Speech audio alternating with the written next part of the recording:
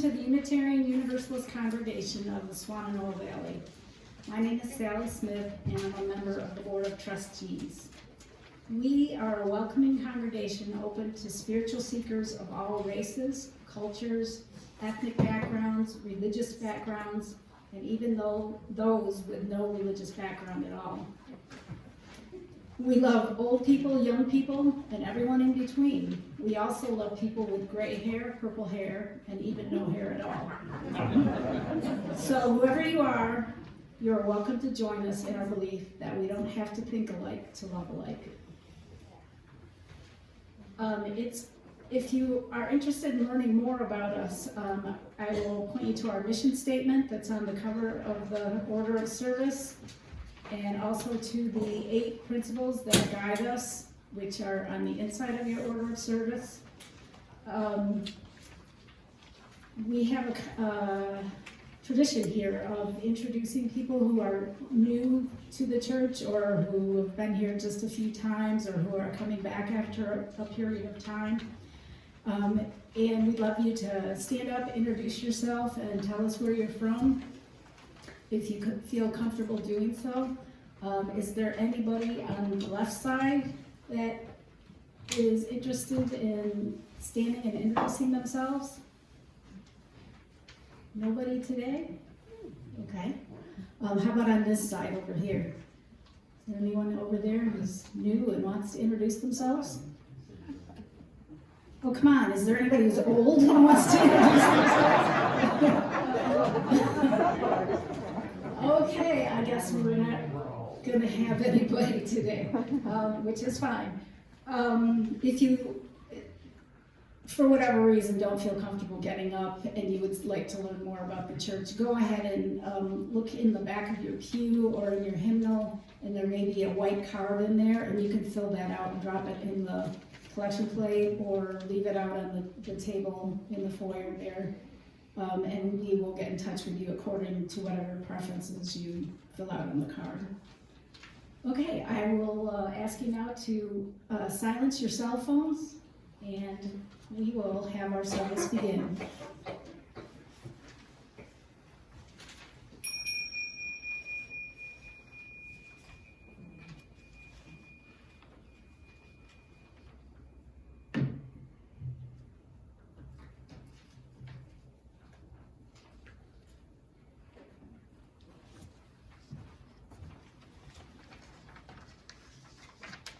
Good morning. Good morning. For our opening words this morning, I've chosen a reading by Ma Teresa Tet Gustillo Gallardo. We cast not our eyes below. We cast not our eyes below. We say to ourselves, we are how we came, wounded from struggles, triumphant in our survival, entitled by birthright to belong to this the only humankind there is, saying, I am included. I belong. I am here, and I will be and do. I will breathe joy into desolation. I will breathe peace into conflict. I will breathe life into destruction. I will be the earth I wish to see. I am growth and hope and glee. Please join us in singing, rising as you're able or interested in singing our opening hymn, number 42, Morning So Fair to See.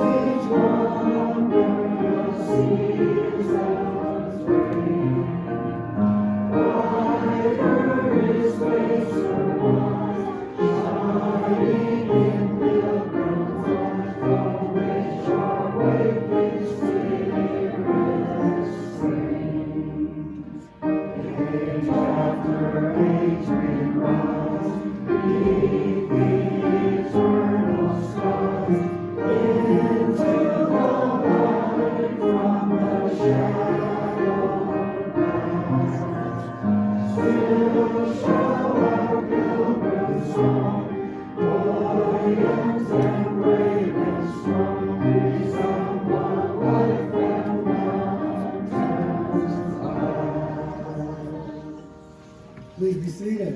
Good morning, everybody. Good morning. Here we are. It's a beautiful day. It's just great. I was saying this to Sally that they told us when we were younger that you had to have this for the flowers to grow. And yes, so we've been okie doke from a young age. I don't mean to be so cynical.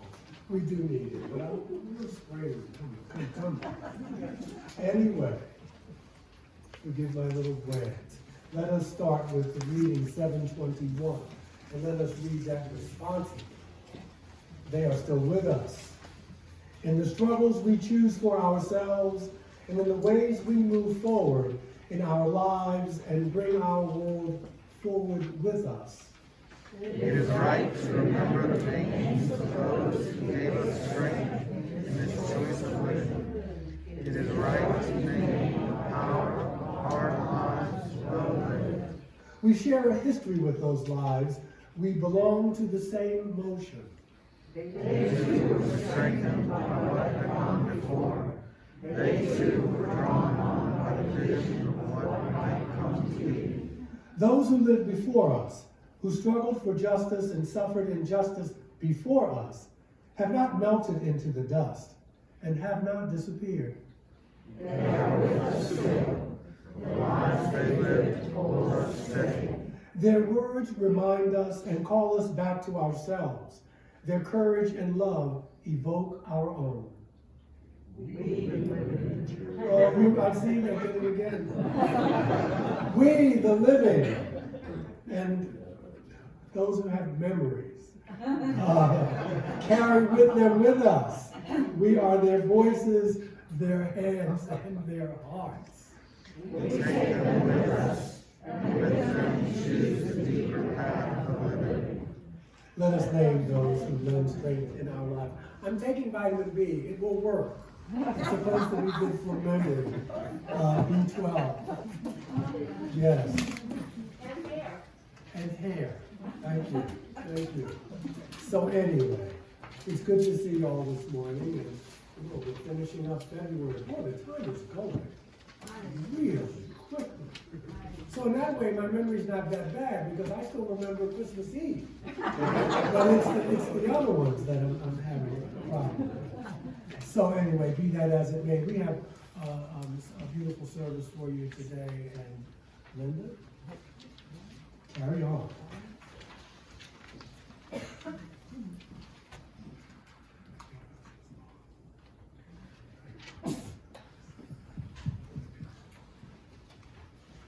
The choir has created 2 new videos. Oops, I'll wait. It's done. It's on. Okay.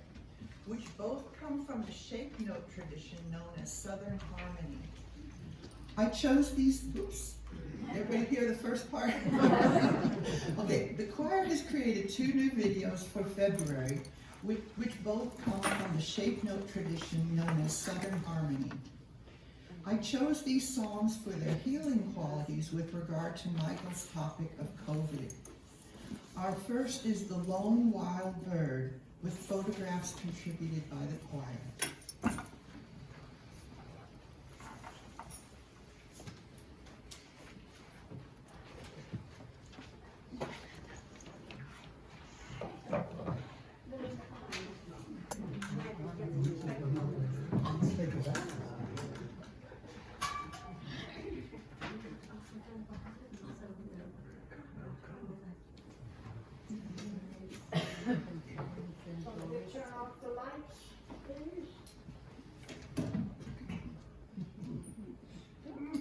Whoops.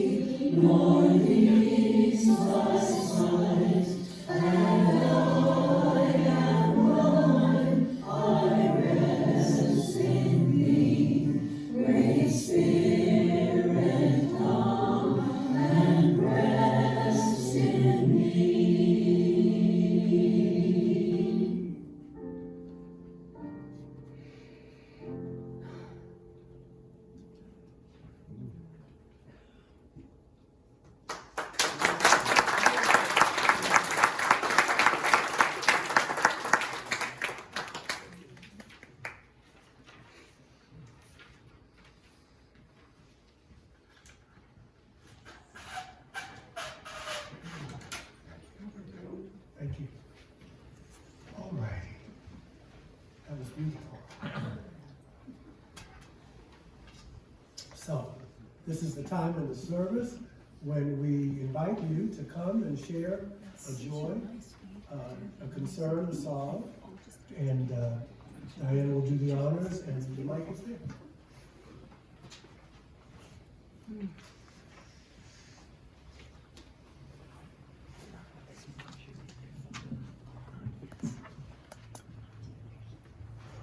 My name is Richard Gray.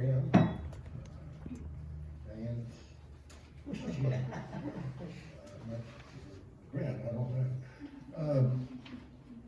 Joys and concerns are supposed to be brief. In conclusion, what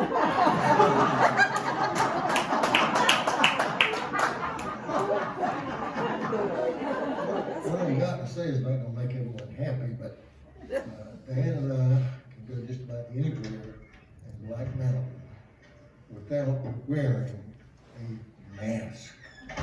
Thank you.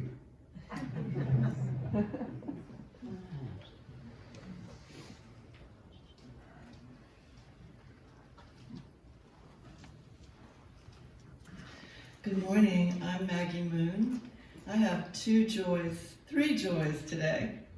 Yay. The first one is that next week, starting on March the 8th, I'm going to be going back to Cherokee for a retreat called Cherokee Spirituality. I was there in March of 2020, the last thing I did before the shutdown, and it was spectacularly wonderful. I'm so glad to be going again. What I learned there is that the Cherokee believe that spirituality pervades their entire lives, every aspect of their lives. So during the retreat, we learn about all aspects of their life. And I just learned the other day that there are still a couple of slots available for the retreat, which is March 8th through the 13th. So if you're interested in going to Cherokee and learning from the people there, please see me or contact me and I'll give you the details. My second joy is to thank Mary Soyanova, who generously donated the rest of her sign materials. She made our gorgeous land acknowledgement sign out on the road to acknowledge the Cherokee. And she had some extra materials, and I also attend the Quaker meeting, and they had a little temporary sign and wanted a better sign, and Mary donated her skill to make another sign for the Quakers using little different words. The third joy is just to thank Annalena Metzler for her incredible genius in putting together our voices and our pictures and our songs. For the last 2 years, she has created garage band magic.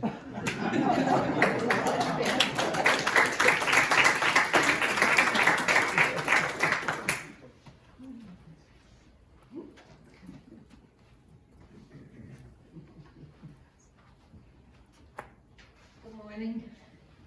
My name is Joy. And I do a hike near the Verizon. And there's a car parked right near where the hike begins. And I've loved the quote on the back of the window of the car. So, you'll know why I love this quote. When the power of love overcomes the love of power, the world will know peace. So that's what I've been really drawn to. But I finally took a picture of it on my way in or out. And then, you know, with your phone, you can spread it out and you can see the whole thing. Because I never saw who wrote this quote because it was so tiny. Jimi Hendrix.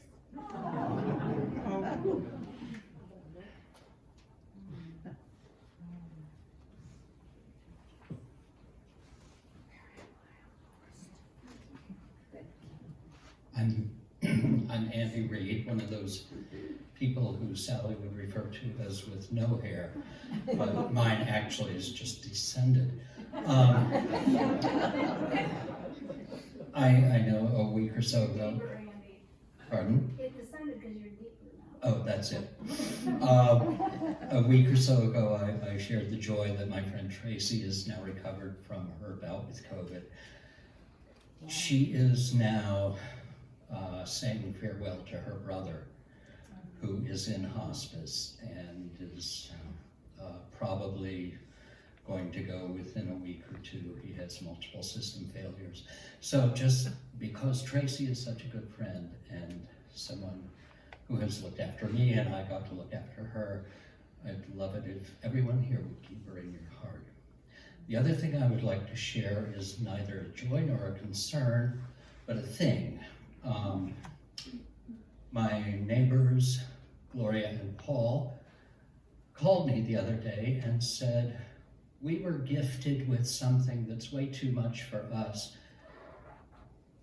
Gloria said, it's an iced pound cake. Paul said, Paul is from Nova Scotia originally, he said, no, it's a mother's cake. Well, today it's a UU cake. It is sliced up and chopped and toothpicked, and it's out in the lobby. So after the service, please enjoy it on them.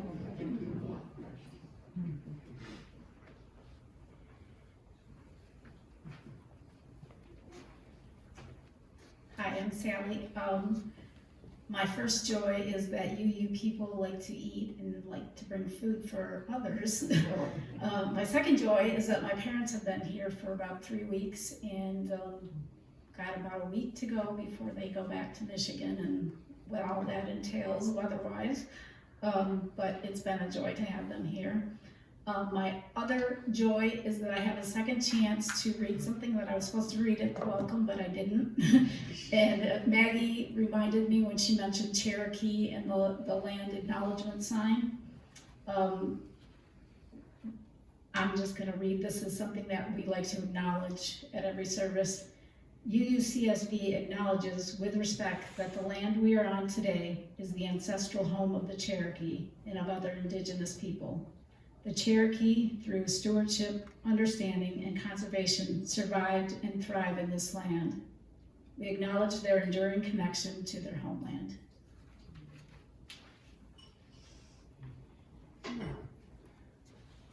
No one yet has mentioned the Ukraine, and I know I sit and watch poor people of Ukraine struggle to survive every night, and it brings me to tears, as it probably does most of you. It is a concern that, it's very little we can do about, but pray and hope that these people can make it through this horrible time they're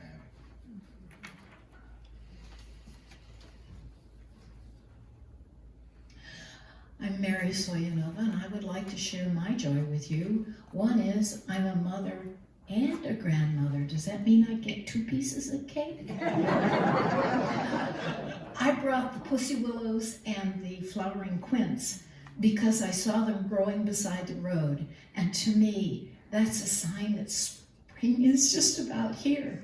If you would like to take a stalk and put it in water, they root very easily and you can have your own pussy willow tree. Thank you. Good morning. My name is Rochelle, and I'm also a member of the board. And for those who don't know, I'm also a physician. So my joy is that Buncombe County is now out of the red and in the yellow. Wow. Yes, indeed.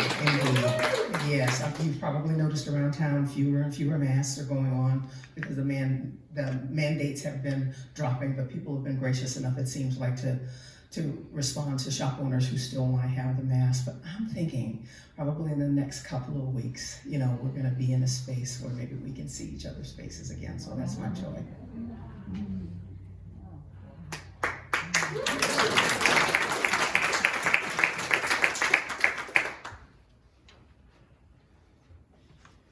All right.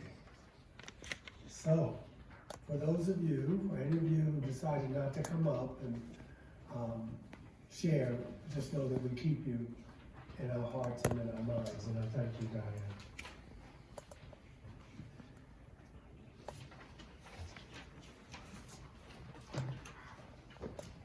I want to share with you a meditation. We'll have our quiet time immediately afterwards.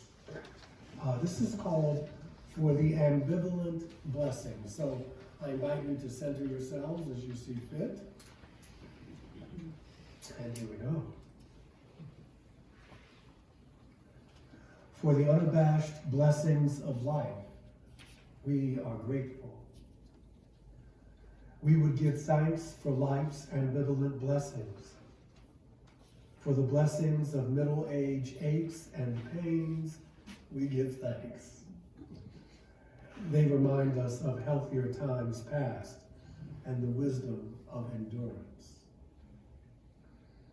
For the blessings of a botched and broken world, we give thanks. Its troubles help us transcend our smallness of self in service. For the blessings of grief and bereavement, we give thanks that we have loved enough to know the deep healing of tears. For the blessings of quirky people, we give thanks. We discover anew the quirkiness that lies in us. For the blessings of wild and wily weather, we give thanks. We know that such unpredictability is the best training for life. For cosmic caprice, with its random bursts of showing off, we give thanks. We learn that beneath the routines of life, there will always be surprises. And so for the ordinary blessings of life, we give thanks this day. For the ambivalent blessings that forever protect us from boredom, we are grateful. And so now, while our minds are one, briefly at least, I leave you with the eloquence of silence.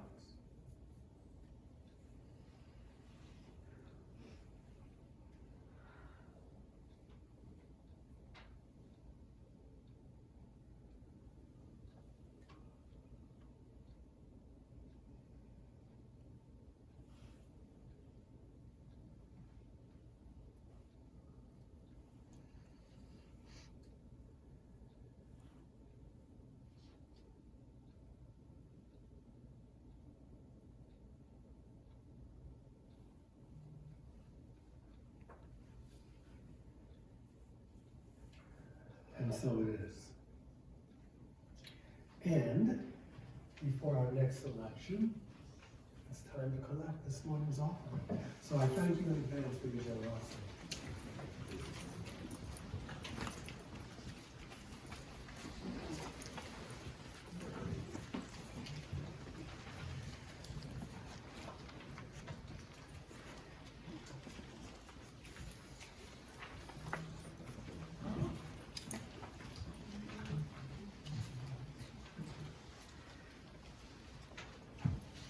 The second choir anthem for February is What Wondrous Love Is This?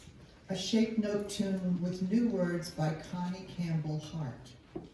Before our usual Saturday morning Zoom video recording, I asked the choir members to bring some symbol of how they felt about the invasion of Ukraine.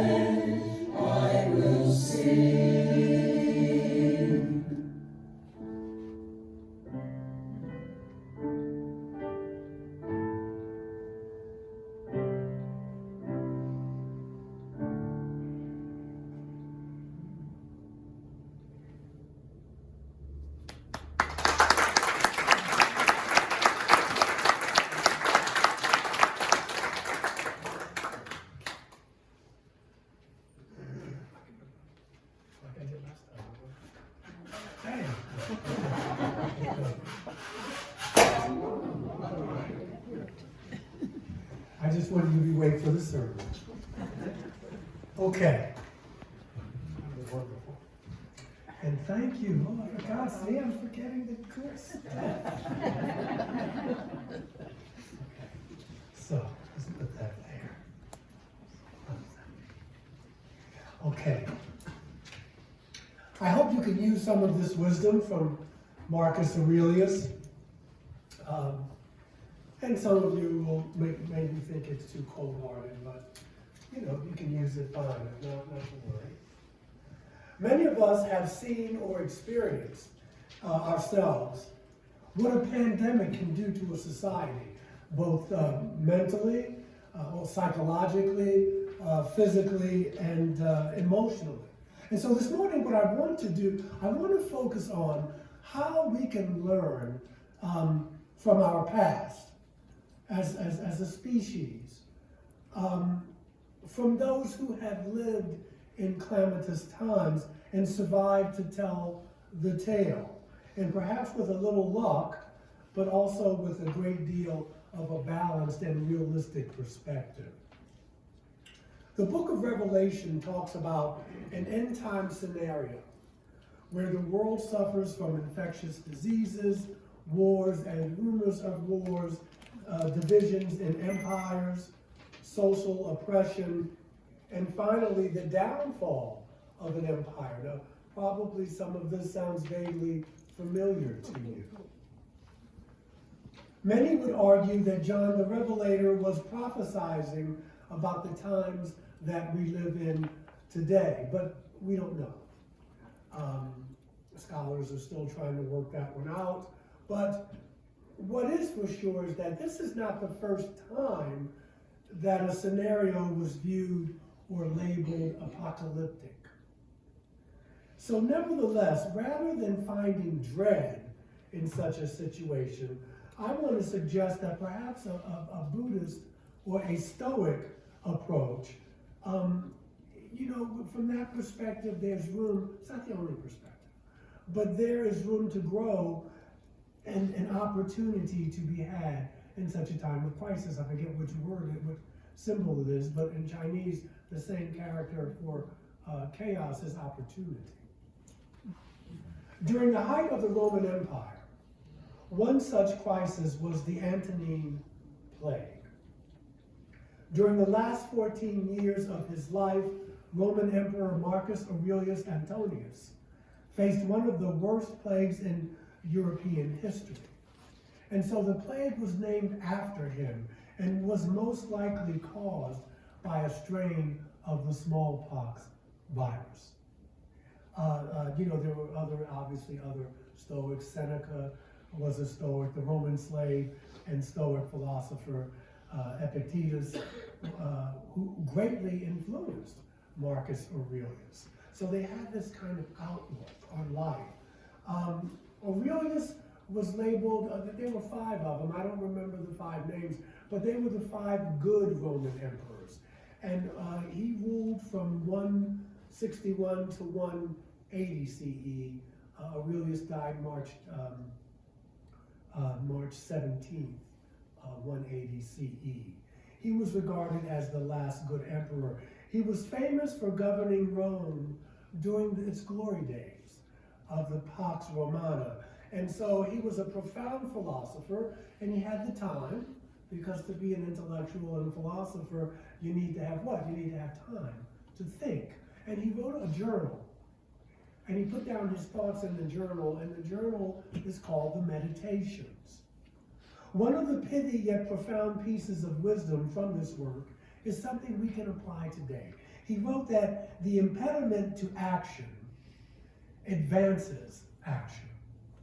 And what stands in the way becomes the way. So in other words, he says, finding a way to turn every negative into a positive, no matter how bad or undesirable a situation becomes, we always have the opportunity to practice virtue. Virtue meaning high moral standards. We don't control when things get difficult, but we can control how we respond. So we wind up responding to life as opposed to reacting to life. We can show patience and courage and humility and resourcefulness. We can show reason and justice and creativity for the things that test us, make us who we are. They make us who we are. Marcus Aurelius stated that one should waste no time arguing what a good person should be. He should just simply be one. He was a Stoic. And so some of this stuff is pretty much common sense, but we could always be reminded of it. And the fact of the matter is that common sense isn't that common. Much of the Stoic philosophy sounds a lot like Buddhism, but there are differences. I just want to go through them briefly because I want to get to him. Buddhists believe that suffering comes from the attachment to our desires. Stoics believe that suffering comes from our judgments to external events. Now, to me, that's semantics. They sound so much alike, but I'm just putting it out there. So, attachment to desires causes suffering. Gotama tells us. Stoics say that suffering comes from our judgment to external events.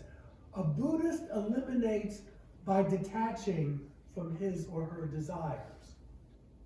A Stoic eliminates suffering by being indifferent to all external desires. You know, like the Buddhists say, nothing good lasts forever and nothing bad lasts forever. You just got to navigate that. Stoics may or may not believe in God in the same way as most people do today, because the ancient Stoics were Greek. And they often identified with the universe and God with Zeus as being the ruler and upholder of the laws of the universe.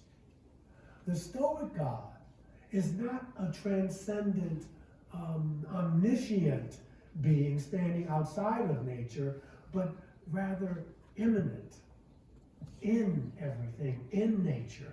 The divine nature is immersed in nature itself. It's sort of like a panentheism, if you will. Not to be confused with pantheism, which identifies God with the universe or regards the universe as a manifestation of God. Stoicism can be summed up in three essential beliefs. Number one, virtue is sufficient for happiness. Virtue is sufficient for happiness. Number two, all other good things in life should be regarded with indifference because they're going to change, and vice versa. And number three, that the universe is providentially ordered by nature. By nature. And so there is no belief in an afterlife in Stoicism. They use reason and ethics to free themselves from the passion of overacting and overreacting.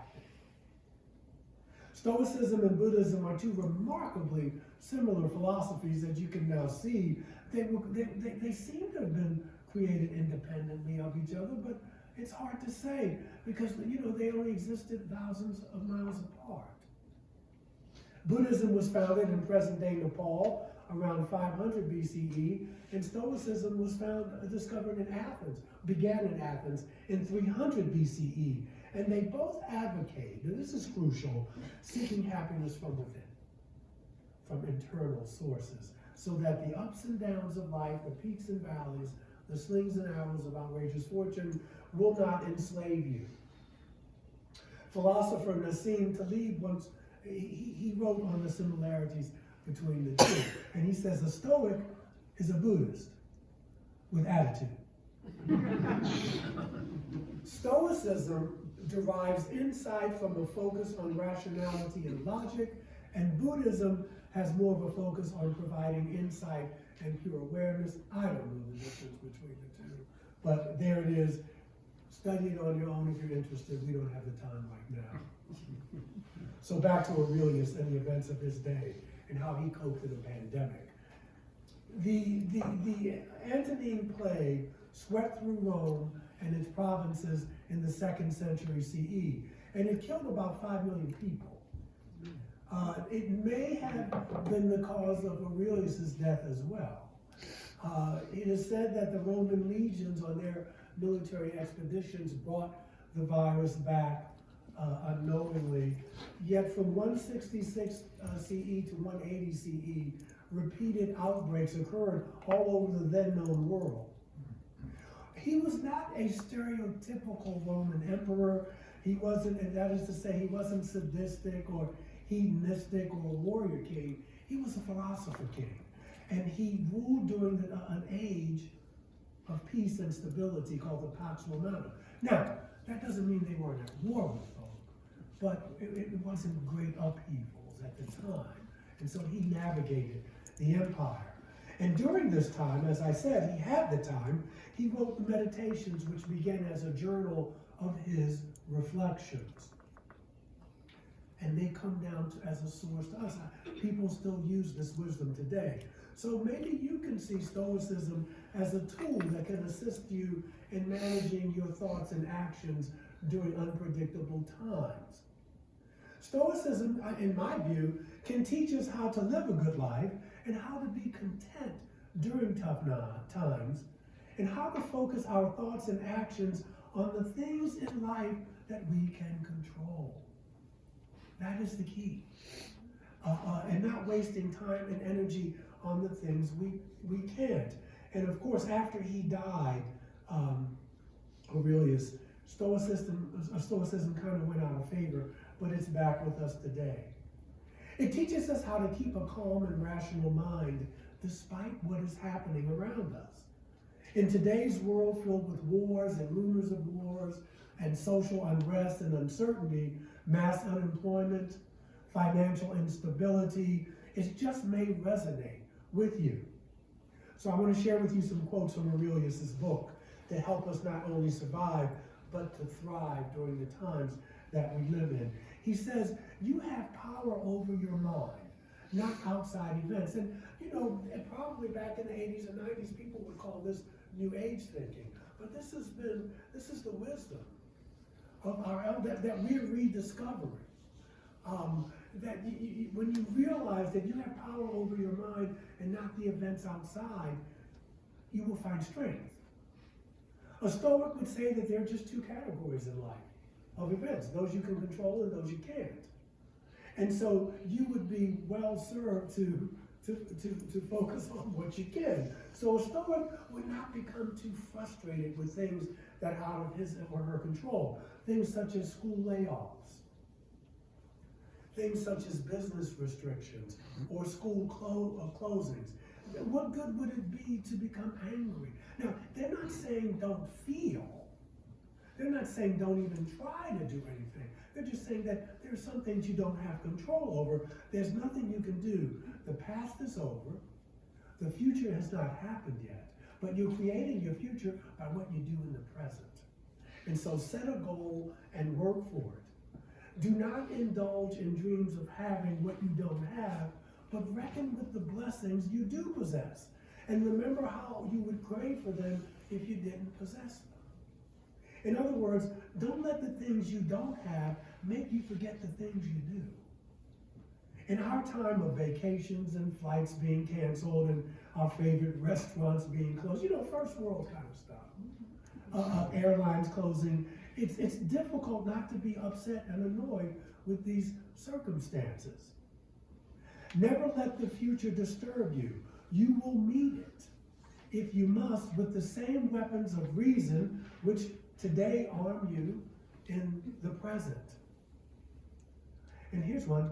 How ridiculous and how strange to be surprised at anything that happens in life. The spiritual teacher J. Krishnamurti once said that the secret to the way he lived his life with this spiritual depth, now he was a very old and wise soul. So some of that soul age, I mean, all of us are not there. But he says, my secret is I don't mind what happens. I don't mind what happens. In other words, you take life as it comes. Granted, again, he's a very wise and ancient soul, but you can aspire to this type of serenity And until you get there, you have to fake it till you make it. You know, I mean, a new way of thinking, you have to, a new way of thinking comes before a new way of living. So you have to change what's up here. Because the future, like the past, lies in the realm of things you can't control. And you cannot and ought not worry about it. Worrying about an unforeseeable future and ignoring the present, which is very detrimental, I advise against that, leads to unhappiness and anxiety. He says there are three things, Aurelius, for a happy life, all that occur right now: objective judgment, unselfish action, and willing acceptance. When you awaken in the morning, he says, think of the privilege to be alive, to think, to enjoy, to love. The Stoic knows that things could change in an instant, and so you have today. It's a great day to be alive. Lastly, he says, and this is crucial, all of it's crucial. If someone can prove me wrong and show me my mistake in any thought or action, I shall gladly change. I seek truth, which never harmed anyone. The harm is to persist in one's own self-deception and ignorance. The last point is interesting because the Stoic also realizes that he or she may not sway another's opinion immediately, or it may not even happen at all. But guess what? That's okay. That's okay. If we believe another a person's perspective may be wrong, we are not to hate the other individual. If we do not sway their opinion, we realize that it's really not your duty to do so. This 2,000-year-old philosophy may work for you. Some of you, I know, already use it. Maybe you don't even call it that. But it is crucial. It can help one stay mentally focused in a world of increasing turmoil and uncertainty, no matter what happens or what the event may be. It assisted Marcus Aurelius in times of famine, in times of war, and in times of invasions. So today's mantras about being mindful and mindfulness are strikingly similar to those spoken by Aurelius. Remember, the pandemic is not under your control, but how you respond to it is under your control. And so he writes that it's not events that upset us, it's our opinions about them. It's not the event. Another way of phrasing it is, we don't see things as they are. We see things as we are.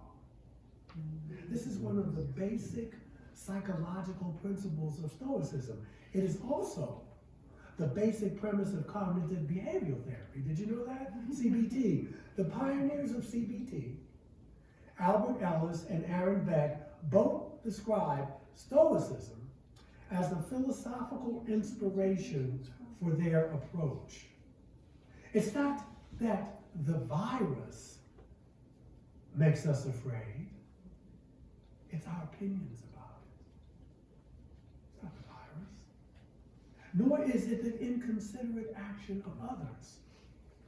Those ignoring social distancing and recommendations that make us angry. It's our opinions about them. So that's what it is. Because the common slogan of Stoicism is, fear does us more harm than the things of which we are afraid. If you had a 99% chance of surviving the pandemic, worry and anxiety would kill you. It would be ruining your life and driving you crazy. Finally, during a pandemic, we all have to confront the risk of our own death. I mean, that happens. Okay? It happens. And so since the day we were born, this was always in the cards. Now, that doesn't mean that you have to be reckless and footloose and fancy free, but avoidance is always the number one coping strategy. And so, death smiles at all of us, and all we can do is smile back. Or we could say, are you looking at me, or are you looking at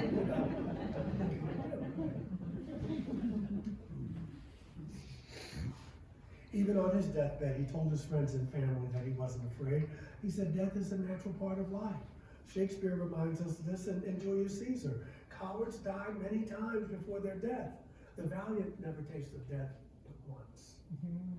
Of all the wonders that I yet have heard, it seems to me most strange that men should fear death, seeing that death, a necessary end, will come when it will come. We are survivors, you and I. Let's embrace it. Marcus Aurelius led the Roman Empire through perpetual war and years of plague. He kept a journal of his thoughts, which are preserved in a book that we call the Meditations. He was a man with the weight of the world on him, yet he wrote, when you arise in the morning, think of what a precious privilege it is to be alive, to breathe, to think, and to enjoy and to love. We have all these things before us. We have all been through a lot, you and I, and we've had to make a lot of changes. And it can seem daunting to have to remake ourselves again and again and again, but it's necessary. This is life. Maya Angelou said that we delight in the beauty of the butterfly, but rarely admit the change it has to go through to achieve the beauty. Change doesn't happen when everything is going fine. Things change because they have to change, and they change because things aren't working. When the pandemic passes, which it will, and there'll be more to come, the strong measures we took to keep safe was change. You hear? Beautiful. Let me hurry up. A caterpillar becomes a butterfly. The butterfly effect shows us that great changes can come from small actions. Dr. King said that faith is taking the first step when you don't see the rest of the staircase. We can begin now. It's time to fly. We've earned our wings. So keep calm. At least try to. And carry on. Our closing hymn this morning. Hymn number 348. Guide my feet. Number 348. Please rise as you are willing and able.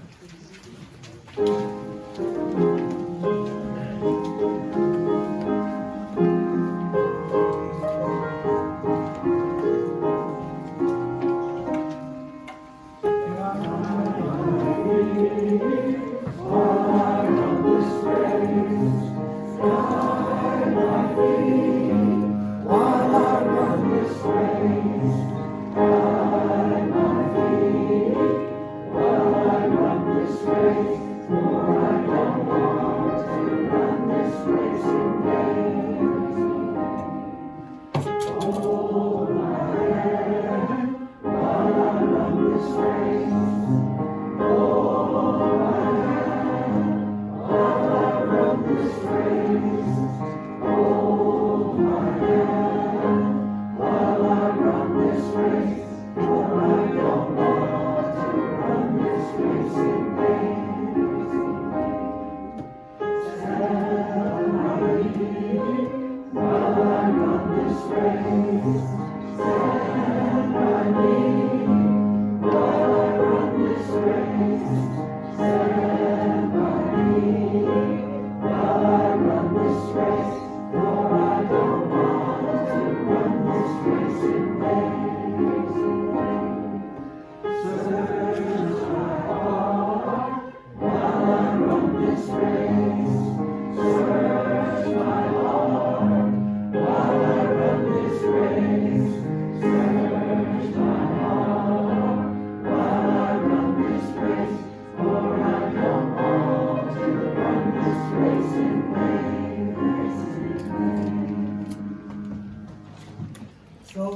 requires some love and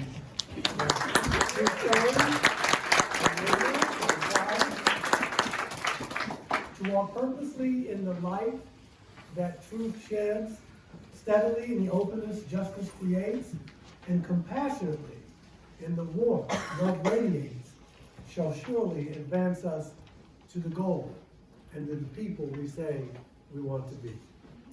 Have a wonderful afternoon.